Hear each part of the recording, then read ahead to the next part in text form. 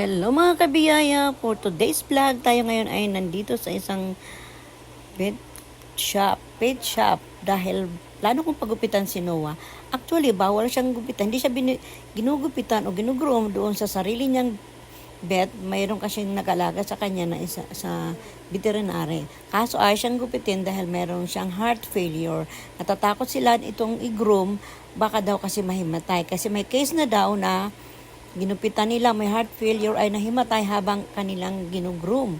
So ayaw nila. Pero ako talaga ay hindi mapakali kasi masyado nang makapal ang buhok ni Noah. Madali na siyang bumaho kapag masyadong mahabang buhok, tapos lalo pag nagkakuto. So ire-rest ko siya ngayon. At hindi ito alam ng mga anak ko kasi natatakot talaga silang pagupitan ito. Ayaw nila.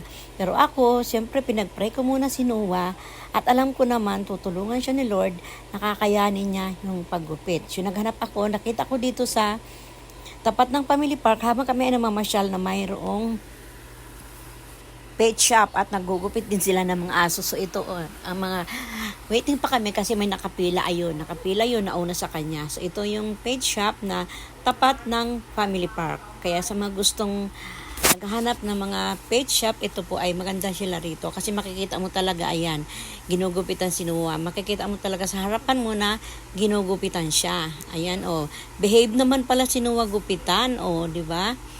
Tapos, kahit sa labas ka lang, makikita mo siya. Pero ako ay nasa loob ako dyan. Bakit nadilim?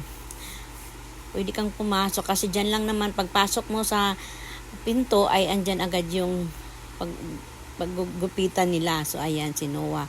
Sobrang kapas na kasi talaga ng balahibo niya. Dahil ayaw nga siya gupitan doon sa pet main niya na nag-aalaga sa kanya. Kasi nga, baka daw ma-stress siya. Bawal na kasi siyang ma-stress. Kaya nga kung napansin nyo, ay meron na siyang stroller. Binilhan naman ako ng stroller dahil bawal na sa kanya mapagod dahil nagkaroon siya ng heart failure dahil nga daw sa katandaan niya na rin. Si Noah ay 7 years old na po sa amin, pero kung ikumpara mo daw sa edad ng tao ay 47 years old na siya. So, maedad na rin talaga siya. At close na rin daw sa mga kinakain. Kasi dati, ayaw niya kasi ng dog food. Pinapakain namin ng chicken, minsan prito, baboy, na kahit ano na pwede niyang kainin. Binibilhan namin minsan ng prito dyan lang sa kanto, o pinaglutuan namin manok, kasama yung, madalas manok talaga yung pagkain niya. Yung balat ngayon ay hindi na siya pwede. Dahil mayroon na siyang maintenance na gamot, 500 weekly yung kanyang maintenance na gamot, at bawal na siyang kumain ng balat ng manok, kaya puro nilaga na lang, at saka nilalagyan namin ng kalabasa. At the same time, si Noah ay mayroon na siyang sariling dog food. Ang kanyang dog food ay 2 kilo 1/4, kaya hindi masyado siya naming pinupuro ng dog food kasi mabigat sa bulsa, 'di ba? 2 kilo 1/4 means 700 ang 1 kilo, 'di ba? Buti na nga lang si Noah ay matipid lang siya kumain. Hindi siya matakaw, maselan siyang kumain, kaya hindi siya mataba. Which is nakatulong din sa kanya kasi bawo sa kanya yung mataba. So ayan, malapit nang matapos. 'Di ba? Napaka-behave naman niya talaga. Ang mga anak ko ay takot na takot siyang pagupitan kasi nag-aalala baka may mangyari sa kanya. Ayan. Success naman po yung pag-groom sa kanya. Ang bayad nga pala sa kanya, pag pinagupitan mo ay 500. Kasi, karamihan talaga ganun ang bayad sa, yung mas maliit sa kanya ay 450 lang naman yung bayad. Pero si Noah kasi ay half breed na siya. So, Shih Tzu at saka Japanese yata ang ano nito. Kaya medyo malaki siya sa compare sa purong Shih Tzu. Ayan. Pansin nyo, ay mabait naman pala si Noah. Ayan, matatapos na siya.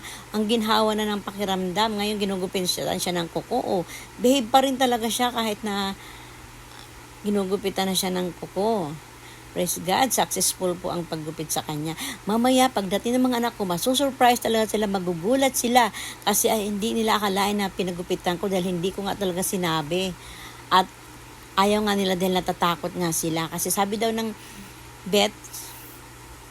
veterinary na bawal siyang ma-stress. Kaya pag pinagupitan, syempre ang aso pala ay na-stress, so bawal siyang gupitan. Pero nirest ko talaga siya, bahala na. Pinag-pray ko naman siya.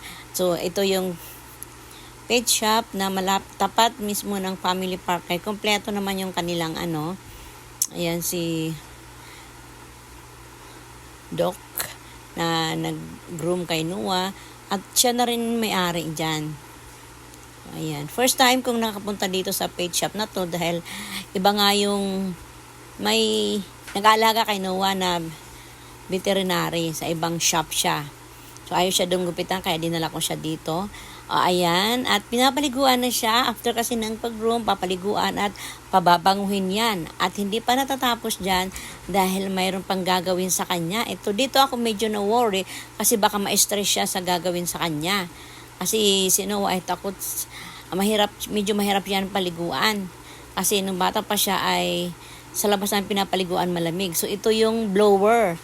Tignan natin, medyo kinakabahan ako dito kasi nga ayan, malakas yung bugan ng blower. Ayan, sabi ko na nga ba ayaw ko na sana siyang ipa-blower kasi nga nag-aalala ko, pero okay naman pala siya. Medyo malikot nga lang siya compare dun sa ginugupitan pa lang siya. At ayan, okay naman. Hindi ko lang So, ayan na po si Noah ngayon ay malinis na siya.